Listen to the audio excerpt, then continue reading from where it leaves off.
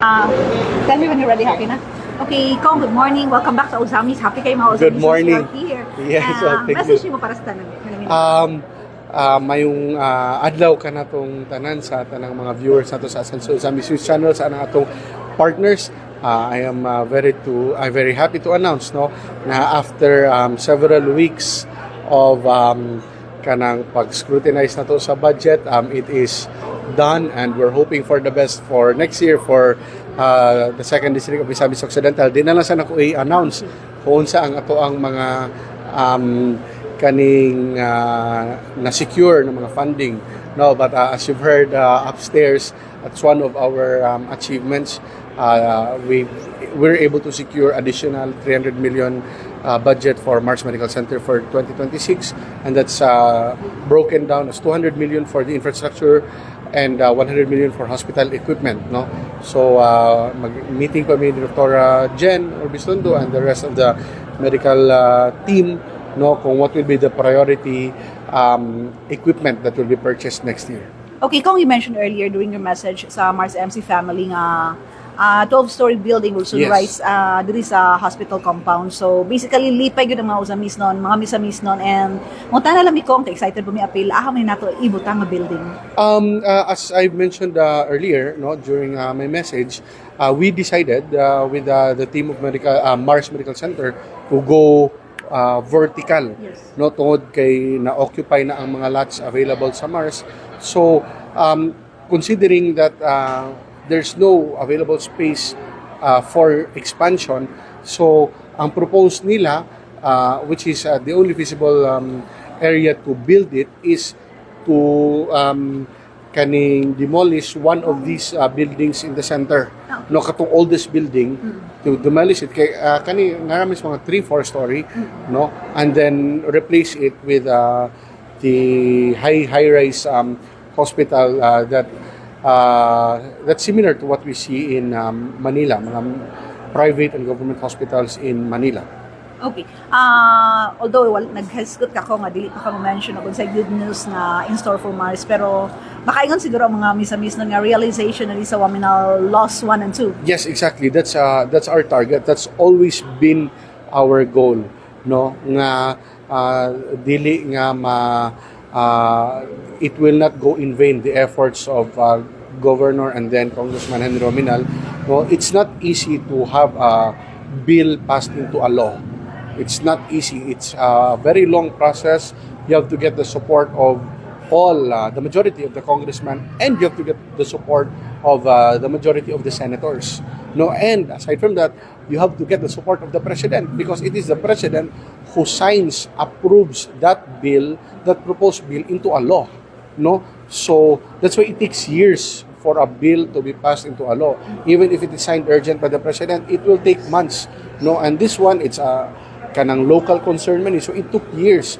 And during the time of Governor Henry, two bills ang iyang napakonvert, napapass into law. That's why it was dubbed by then Medical Chief Dr. Bingo Santianco as the Oaminal Law 1, which increases the bed capacity of MHARS Medical Center from I think that's 150 at the time to 300 to 500. And then the second law, which is Oaminal Law 2, mandates the increase of the hospital bed capacity from 500 to 1,000.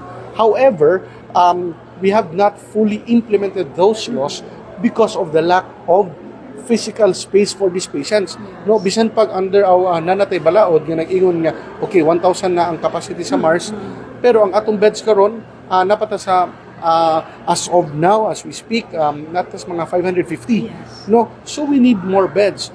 And we need more buildings, no? And it has been the problem for the past several years na wala na tayo available space, and that's why, of course, we cannot stop to innovate. And during our last series of meetings with Dr. Jen, we decided na okay, if we can go vertical, no, we do not have funds to purchase the necessary lot, and then we go horizontal. No, so dira na buo ang concept, ang plan for a 12-story building. No, and we presented it to the central office, to Secretary Herbosa, to the different USECs.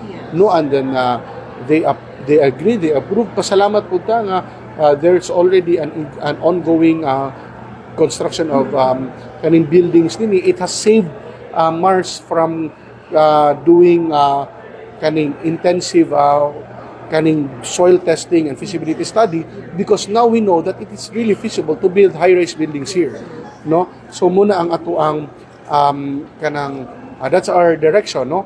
And katong again, it's a long process, so pag present nato during that time, according to the DOH, they already finalized their proposed budget to be included in the NEP, or the National Expenditure Program for 2026, no? So muna dira na ang ato ang hangyo, ang atong paghangyo, no, nga na even without the increase in the budget even without the increase in their proposed budget, no, they committed na siguro bahala na silang tangtangon kasi di maapektuhan ang bisan occidental at second district, no, and we were able to kumbaga to get the commitment that they will be putting 300 million additional funding, because this is on top of the regular funding for the PS, well, sa mga empleyado din sa hospital, and they also get subsidy, na sila subsidy for their MOOE, mga day-to-day operations nila. So on top of that, we got another 300 million, again 200 for infrastructure and 100 for the hospital equipment. Thank you kay Cong for what you've done and you're doing so far for MHARSMC. We know nga, nakita na mo, you've been working so hard para sa Padayon Asenso, Segundo Distrito. So, aside from MHARSMC, unsay mga kalambuan nga mapaabot sa taga-Distrito 2? Yes, of course, I would always reiterate this, no, nga padayon ang ato ang mga major infrastructure projects, no.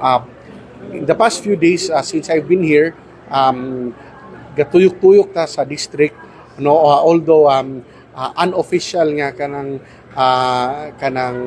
there's no official activities in the barangays, but we went to the areas nga gitudlo sa ato ang mga mayores nga wala pa na nga semento nga dalan, no. So in the past 3 years we have secured the funding for the concreting of hundreds of kilometers of roads in the district, and in the next year hundreds more of kilometers of unpaved roads will be concreted. One example is the road going to Pinasio, Barangay Pinasio. It was the first time yesterday that nakaabot ko sa Barangay Pinasio, no. Nindot kayo. I think you've been there before, but tama na ta sa Bernad, no. So it's more than 20 kilometers from the highway, no. Munang ma-imagine ako before ang sulti nila nga in order to reach Pinasio kinahanglan magbakle isa ka adlaw, no. Pero karon in a matter of minutes you will reach Pinasio, napay more or less 1 kilometer nga guba pa kayo nga dalan. So gisaka na to dira, and I would say we got the commitment it will be funded already next year. When I say we got the commitment, no, just to elaborate, we got the commitment from the national government agency, no, and of course as a vice chairperson of the Committee on Appropriations, muna siguro doon na to nga kanilang commitment masulod yun sa libro. And so far, buyag-buyag in the last 3 years, nasulod man yun. When we say commitment, it's a 99.99% sure naman nga masunod na sa budget or sa General Appropriations Act of the coming year, no. Pero syempre we would only say nga it's sure na yun 100% kung the GAA will already be signed by the President, and that's this coming December. Hopefully December, basim after January. No, once it will be signed up by the President, it becomes a law, and then the agencies are mandated to implement it. No, so that's the process, no. So muna nga padayon ang ato ang, of course, ang ato po mga barangay health stations. We're about to schedule turnover ceremonies of several barangay health stations in the district, no. We're planning to have it clustered na lang tungod sa kadaghan, no, and then mo po na atong na-discuss ganina with ARD Raymond nga after the turnover, they will do the inspection to have it accredited by the Department of Health, no. Kay kining ato ang mga barangay health stations karon, unlike a majority of those barangay health stations in the other provinces and other district, usually ang barangay health station is funded by the DOH. Pero makita na to, gagmay ra kay ang ma-fund sa DOH, no? In the whole district, maka-fund og daghan na ng 5. Pero kita, we're funding 16 to 20 per year, no? So, it's not from the DOH na funding, but we adopted the plan of the DOH. But still, that's why they need to visit to accredit. Kay, wala pa man na nila na bisitaan, kay di man sila ang gafan. No? So, muna ang ato ang kuan. And I think, kung magtuyok-tuyok ta sa mga nagkalain-laing barangay sa itong lungsod, ay sa ato ang distrito, makita naman ato ang mga BHS, no? In fact, katong nagtuyok-tuyok ko di gahapon, and the other day, na magaling mga balay nga giawap nila ang design sa tuang barangay station, no? Yeah, so we will continue the infrastructure boom in our district, and of course ang atong social services wala man gyud nawala, no? We're even thinking of ways how to innovate to improve the services, but the free hospitalization continues. We continue to secure funding, to innovate, to find additional sources, no? That nga mapadayon yun eh. It has been going on for the last 6 years, 3 years in Ozamiz, and then in the last 3 years in the 2nd district, no? So we shall continue to work to ensure that the free hospitalization program will really continue in not only in the 2nd district but in the province of Ozamiz Occidental. Ako lang isingit, manawagan lang ko sa ato ang mga kaigsuunan, no? In the past several months natay mga reports nga nakuha nga naay mga ni-avail, no, mga teachers, mga policemen, mga barangay councilors, ilang wa nila gi-disclose nga they're employed in the government because na daw gaingon nga dili daw sila indigent, dili daw sila qualify, no? So ako lang yun ipaklaro, no, nga the free hospitalization program of Ascenso Segundo Distrito is open to all misamisnons of the 2nd district. Ako mo yun ako 2nd district kay ang atuang authority is within 2nd district naman, no? Ma-teacher ka, ma-police ka, ma-barangay councilor ka, ma-city councilor ka, ma-municipal councilor ka, ma-negosyante ka, you can avail of that program. And that is the difference, and that is the kumaga innovation of Ascenso Segundo Distrito, no? Nga dili ingon nga ma-disqualify because of this and because of that, no? Mas ma-disqualify pa ka kung mamakak ka. Yeah, so I hope na we can share to everyone nga this is open to kaning all residents of Segundo Distrito of Ozamiz Occidental. I think kabalo na mo ana, no? Pero muligi, I'm disappointed nga in the last few months na yung mga daghan nasakpan na to nga namakak, no?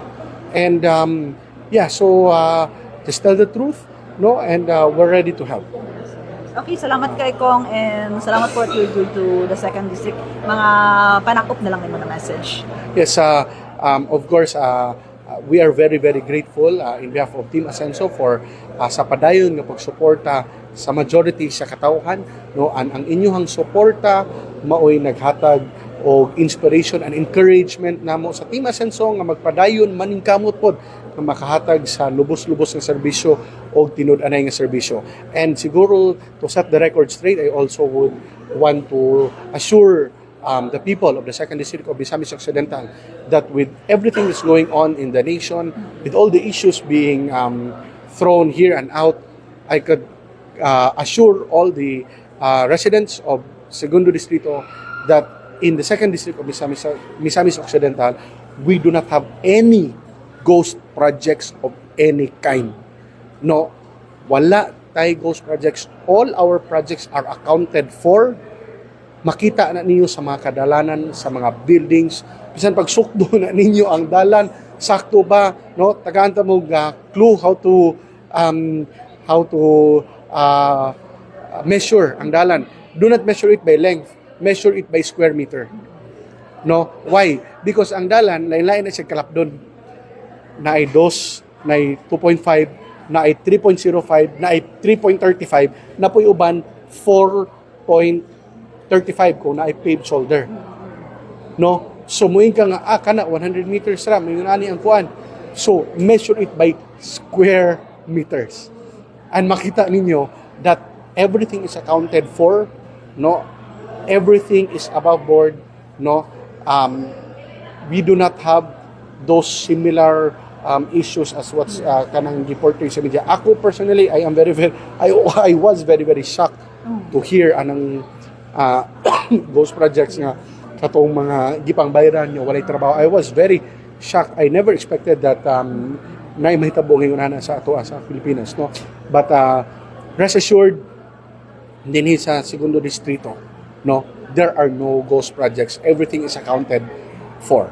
And I invite everyone to go around the district, not only sa ato ang sentro, but sa ato ang kabukiran. Go around and you will be surprised, no, especially kung di mo tikadtog bukid, you will be surprised as to the number of kilometers of roads and number of roads kay barangay, mga purok-purok yung ani ka kuros-kuros ng dalan dinhi sa segundo distrito. An padayon ta, no, sa ato ang slogan from the start, no one gets left behind, no. You go to San Lorenzo Ruiz, isag pila ra ang botante dito, pila ra ang residente dito, no, but still, no, we made sure to secure the budget funding for their roads, no, bisan pagkuan. So it does not matter kung 1,000 ang residents or 500 or 100, as long as there are people living there, we will continue to work nga mahimo nagdalan, mahimo madalanan na, no, kay kanapod. Like, for example, in San Lorenzo Ruiz, pag-abot sa Tumoy, duha, tulura ang balay. But then, when I went there, unsi sultis mga tao, pasalamat sila because wa sila gapuyo dito. Namalhin na sila dito because unahan di ay duha dito ang ilahang mga, kanang ilang mga humayan, ang ilang mga, ilang farm, unsa to ilang mga tanom dito. So, tuwa dito tanan. No? So, now, it's very easy for them already to bring their produce padulong sa sentro. No, so I invite everyone to go around the second district of Ozamiz Occidental and the whole province, no, because we have the same vision, we have the same direction also with Cong Jason in the first district. Okay, thank you, Cong. Proud to me sa Team Asenso. Congratulations and thank you for the clarification. Daghang salamat ug mayong adlaw kanatong tanan. Mayong adlaw ko. Thank you. Thank you.